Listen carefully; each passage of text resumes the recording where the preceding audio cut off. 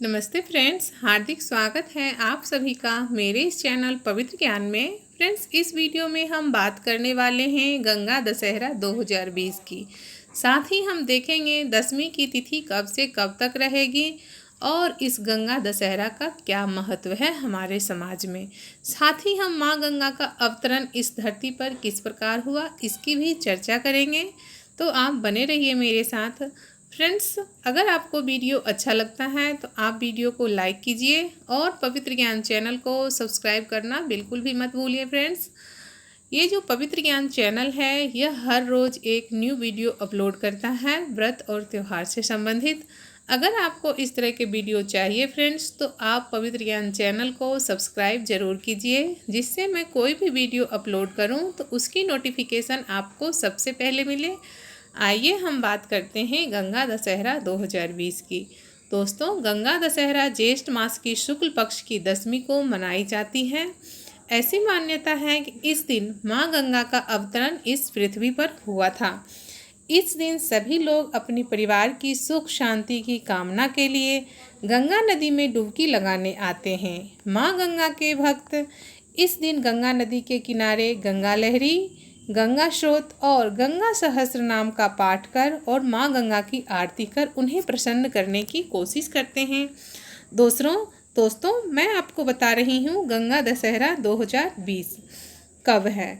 आगे मैं स्लाइड्स में आपको दिखाऊंगी, पर आप बने रहिए मेरे साथ। ऐसी मान्यता है कि जो भी लोग गंगा दशहरा के दिन, जो भी मनुष्य गंगा दशहरा के दिन गंगा में स्नान करते हैं, उस मनुष्य के सभी पाप धुल जाते हैं। जिस तरह माँ गंगा पवित्र है, उसी तरह उसमें स्नान करने वाले मनुष्य का भी मन पवित्र हो जाता है।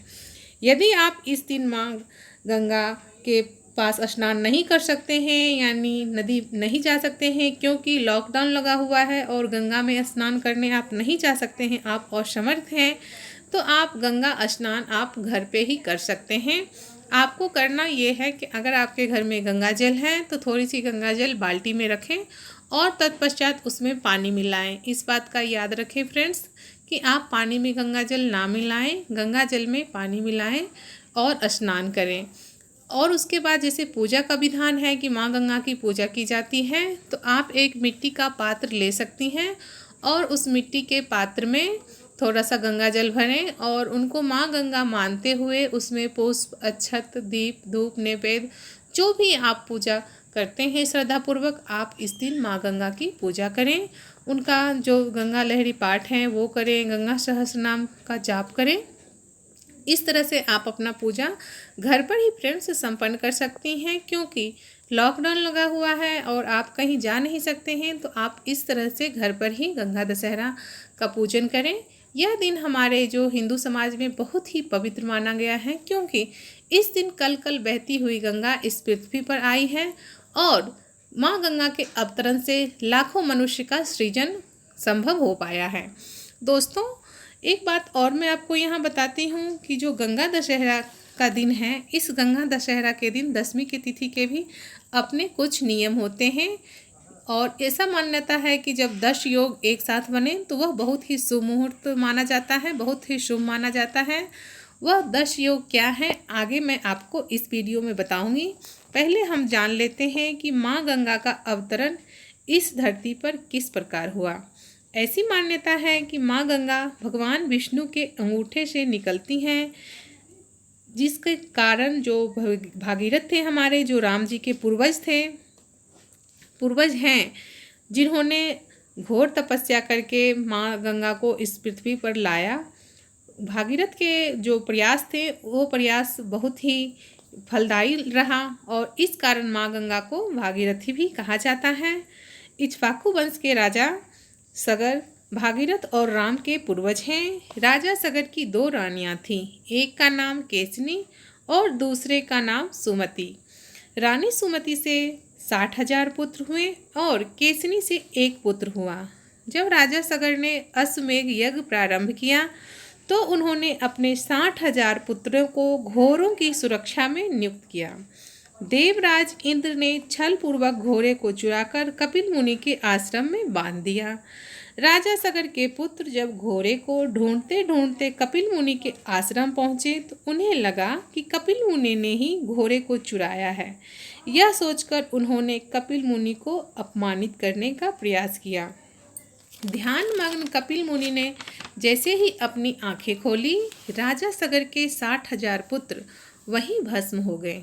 राजा सगर के 60,000 पुत्र के उद्धार के लिए उनके वंश के कई राजाओं ने घोर तपस्या की, लेकिन सफल नहीं हुए। अंत में भागीरथ की कठिन तपस्या और जो घोर उन्होंने तपस्या की, उस तपस्या के प्रयास से माँ गंगा इस धरती पर आने को राजी हुई।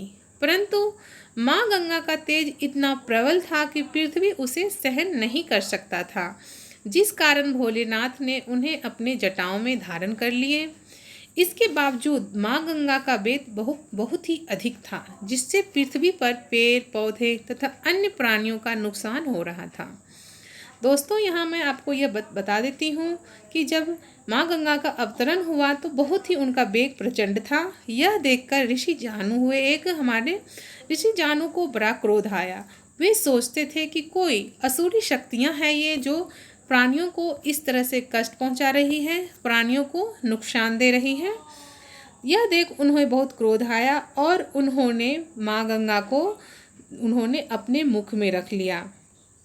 तत्पश्चात उनको जब भागीरथ के द्वारा फिर से प्रार्थना किया गया तो उन्होंने माँ गंगा को अपने कान से निकाला, जिस कारण गंगा का नाम ऋषि जानू से कान से निकलने के कारण इनका नाम जानवी भी रखा गया।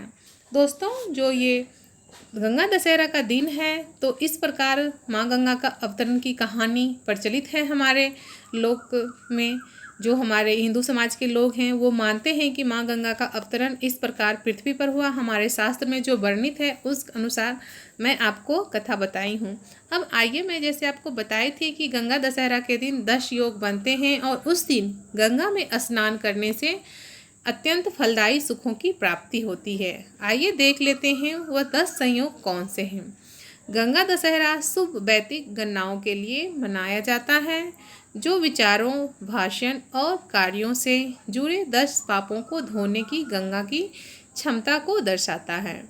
10 वैदिक गणनाओं में ज्येष्ठ माह, शुक्ल पक्ष, 10वां दिन, गुरुवार, हस्त नक्षत्र, सिद्ध योग, गर आनंद योग, कन्या राशि में चंद्रमा और वृष राशि में सूर्य शामिल होना चाहिए। ऐसी मान्यता है कि इस दिन माँ गंगा की पूजा करने से मनुष्य को मोक्ष की प्राप्ति होती है। दोस्तों, ये जो मैं आपको शुभ 10 वैदिक गणनाएं बताई हूँ, इसमें सभी तो ठीक हैं, पर इस बार सोमवार पड़ रहा है। जो जैसे कि इसमें लिखा हुआ है कि गुरुवार का दिन श्रेष्ठ होता है, तो गुरुवार का दिन नहीं है, सोमवार का दिन है, पर वो भी ठीक है। इस बार बहुत ही अच्छे शुभ संयोग बन रहे हैं। चंद्रमा भी कन्या राशि में रहेंगे और सूर्य भी वृष राशि में ही रहेंगे, नक्षत्र भी हस्त ही रहेगा। तो इस दिन आप स्नान अवश्य करें गंगा में।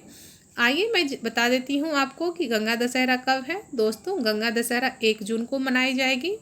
10वीं तिथि की प्रारंभ 31 मई को ही शाम 5:36 से प्रारंभ हो जाएगी और 10वीं तिथि की समाप्ति 1 जून को दोपहर 2:57 तक रहेगी। हस्त नक्षत्र प्रारंभ भी हो जाएगा, जैसा कि आप स्क्रीन पे देख रहे हैं।